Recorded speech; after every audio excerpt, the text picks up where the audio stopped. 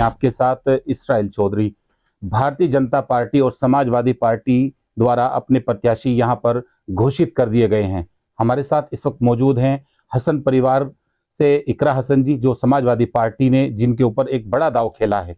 यानी ये वही चेहरा है जो काफी समय से हर एक सोशल मीडिया पर इनका चेहरा वायरल हो रहा है। यानी जब नाहिद हसन इनके भाई किसी मामले को लेकर जेल के अंदर थे तो इकरा हसन द्वारा दिन रात प्रचार और प्रसार किया गया था भाई के लिए, और बहुत अच्छी जीत दर्ज की गई थी। समाजवादी पार्टी ने इनकी मेहनत को देखते हुए हसन परिवार को एक और नया चेहरा देकर सबको चौंका दिया। इकरा हसन हमारे साथ इस वक्त मौजूद है। सबसे पहले इकरा हसन जी, हमारे चैनल में आपका स्वागत है। जी, बहुत बहुत शुक्रिया। किस तरह की तैयारी है? समाजवादी पार्टी ने आपके ऊपर एक बड़ा दांव खेला है और जिस तरह से आप लगातार सोशल मीडिया पर और अन्य अकाउंट्स पर आप लगातार एक वायरल रहती हैं और अपने स्वभाव के लिए आप जाने जाते हैं, तो किस तरीके से पूरे चुनाव को लेकर चल रही हैं? जी, सबसे पहले तो पार्टी की हाईकमान का मैं दिल से शुक्रिया अदा करना चाहती हूँ कि उन्होंने मुझ पर इतनी बड़ी जिम्मेदारी देने का फैसला करा और इसको बखूबी निभाने की कोशिश करेंगे। और तैयारी हमारी लगातार 2 साल से है। हम लोग क्षेत्र में हैं, सक्रिय हैं, अपने लोगों के बीच में हैं और सभी ये जो हमारी सरकार है, इससे हर वर्ग शोषित हो रहा है इस सरकार से, और सभी जो वर्ग हैं वो हमारे साथ रहेंगे और इंशाल्लाह हमें उम्मीद है कि हम अच्छी जीत दर्ज करेंगे। पिछले दिनों आपका एक वीडियो वायरल हुआ जिसमें आपने जैन चौधरी को कहा कि पूरा आशीर्वाद उन्हीं का मुझे मिला है, तभी ये सीट मेरे खाते में आई है, मुझे टिकट हुआ है। तो इसको आप किस नजरिए से देख रहे हैं? यानी इकरा हसन ने एक नया दाव भी यहाँ से चला है। नहीं, दाव की बात नहीं थी, ये हकीकत है कि उन्होंने मेरा नाम आगे रखा था। उस टाइम हम सब इकट्ठे गठबंधन में थे, तो ये हमारे लिए बहुत बड़ी बात थी क्योंकि वो गठबंधन के दल में थे और फिर दूसरी पार्टी के किसी उम्मीदवार का नाम इस तरीके से आगे पेश करना बड़ी बात है, जिसका सम्मान और कदर मेरे मन में आज भी है। तो मैंने बस यही बात, क्योंकि लोग तरह तरह की बातें कर रहे थे कि कैराना सीट की वजह से झगड़ा हुआ और ये, तो मैं बस उस बात को क्लियर करना चाहती थी और वही बात रही।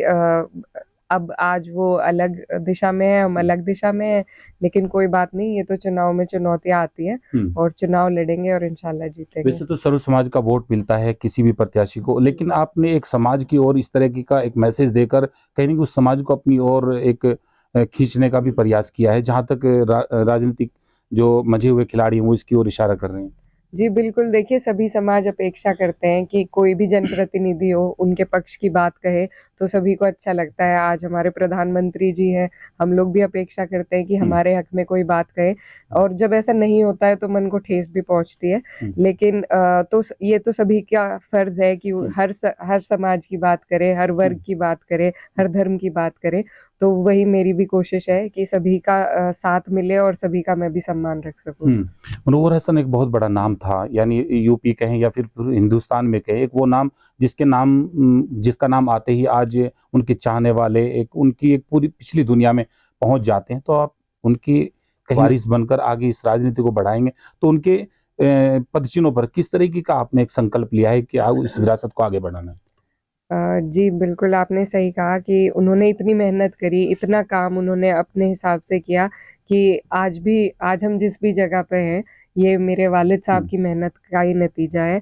और बस यही कोशिश है कि उनके नाम को ज़िंदा रखें और जिस तरीके से उन्होंने दुनिया में रहते हुए लोगों की सेवा करी, उसी तरीके से हम भी अपने लोगों के काम आ सकें किसी ना किसी तरीके से, और अपने वालिद साहब का जो चलाया हुआ ये कारभार है, इसको आगे लेकर बढ़ सकें। आपने सोचा था कि भाई जेल के अंदर जाएंगे और सियासत के अंदर मैं भी आऊंगी और फिर एक लोकसभा की जिम्मेदारी मिलेगी और फिर इस तरीके का एक माहौल खड़ा होगा? नहीं, बिल्कुल, उस टाइम तो मैं बाहर थी, पढ़ाई कर रही थी और मुझे हमेशा रुचि रही है राजनीति में, लेकिन इस तरीके से मुख्य रूप से इसमें आने का कभी नहीं सोचा था। फिर हालात ऐसे बन गए और उसके बाद जिम्मेदारी आ गई। मैंने 22 के बाद जब मेरे भाई साहब 1 साल जेल में रहे, तो मुझे ये एहसास हुआ कि मैंने लोगों से वोट लिए हैं और अब इनके बीच में मुझे ही रहना है, क्योंकि भाई जेल में थे। तो मैं लगातार उस टाइम लोगों के बीच में रही, क्योंकि उन्होंने जिसे वोट दिया है, मैं उनसे वोट मांगने गई थी, उन्होंने मेरे कहने से सबने वोट दिया, बहुत सम्मान दिया।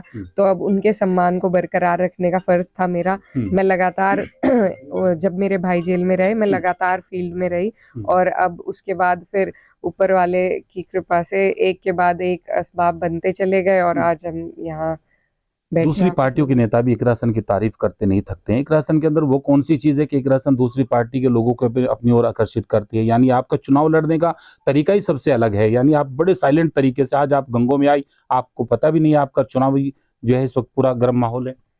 देखिए क्योंकि मेहनत हमारी 1 महीने की नहीं है। जो हल्ला गुल्ला शोर शराबा वो लोग करते हैं जिन्हें एकदम से लोगों के बीच में आना पड़ता है, हम लगातार हैं और जो लगातार चलेगा वो इसी तरीके से उन्हें अपने लोगों के बीच में हम हमेशा रहते हैं, तो इसमें कोई शोर शराबे की बात नहीं है। ये तो घर जैसा माहौल है। अब भी आप बिल्कुल ठीक कह रहे हैं, अब भी ऐसा लग नहीं रहा कि चुनाव का माहौल है, क्योंकि लगातार पूरे साल चुनाव का माहौल सा ही रहता है। लेकिन कोशिश यही है कि इस तरीके से चुनाव को लेकर चलें कि सभी जो हमारे लोग हैं, हर वर्ग हर जाति के लोग हैं, वो अपने आप को हमसे जोड़ सकें, हम उनसे मिल सके। कहीं ना कहीं बड़े प्रोग्रामों में और जब शोर शराबा होता है तो बातचीत नहीं हो पाती, तो मेरी यही कोशिश है कि जितने ज्यादा लोगों से मेरा राब्ता बन सके, मेरी बातचीत बैठ के हो सके, तो वो ज्यादा बेहतर है। आम मतदाता जो एक निचले स्तर का मतदाता होता है वो भी उतना ही हक रखता है। जब चुनावी मैदान में कोई प्रत्याशी आता है तो बहुत लंबे लंबे वादे, बहुत सारे उम्मीदें उससे आम मतदाताओं को बंध जाती हैं। जीतने के बाद वो लोग वादों पर खरे नहीं उतरते, फिर उनका विरोध शुरू हो जाता है। जैसा आजकल मौजूदा जो सांसद है उनको लेकर कुछ विरोध के स्वर उठने लगे कि वो इस गांव में नहीं आते, उस गांव में नहीं आते। तो इकरा हसन भी, अगर जनता ने कल मौका दिया तो इकरा हसन भी इसी तरीके से उसका विरोध होगा, इकरा हसन एक नई नई लाइन खींचेंगी? देखिए कोशिश तो यही रहेगी कि ज़्यादा से ज़्यादा अपने लोगों के बीच में रह सकें, और अभी मैं किसी पद पे नहीं हूँ, लेकिन लगातार हर रोज़ हम लोग फील्ड में हैं और मैं मानती हूँ कि क्षेत्र बहुत बड़ा है और सब जगह पर अब तक हमारी भी हाज़िरी नहीं हो पाई है, लेकिन कोशिश करना हमारा फ़र्ज़ है, हर जनप्रतिनिधि का फ़र्ज़ है कि वो कोशिश करे और हर जगह पहुँचे। तो ये कोशिश जारी रहेगी और बिल्कुल विरोध होता है, लेकिन जो हमारे मौजूदा एमपी साहब हैं, माननीय सांसद जी, वो 2 उनकी जो सरकारें हैं डबल इंजन की, वो ऐसे सांसद हैं जिन्हें ये सौभाग्य प्राप्त है कि ऊपर भी उनकी सरकार है और नीचे भी।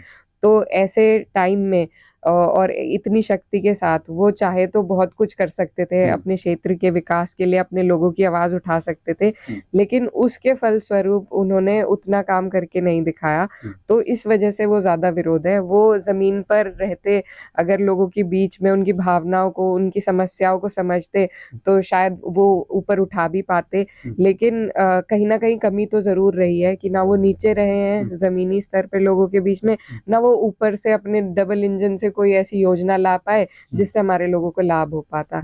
और मैं नहीं मानती कि इतनी शक्ति में इतना ज़्यादा दोनों सरकारों का आशीर्वाद किसी और सांसद को हमारे इलाके के प्राप्त हुआ हो, और शायद आगे हो भी ना। तो ऐसे में उनके पास ये मौका था जो शायद उन्होंने गँवा दिया। एक दौर वो था कि यहाँ काजी परिवार, अब गंगों में आता हूँ, ये हसन परिवार के एक दौर था, कुछ परिस्थितियाँ ऐसी थी कि एक दूसरे में नाइत्तेफाकी थी। आज वो परिवार कांग्रेस में है और आप का और समाजवादी पार्टी और कांग्रेस का अलायंस है, तो किस तरीके से देख रहे हैं? यानी आपको एक डबल फायदा यहाँ पर होने जा रहा है।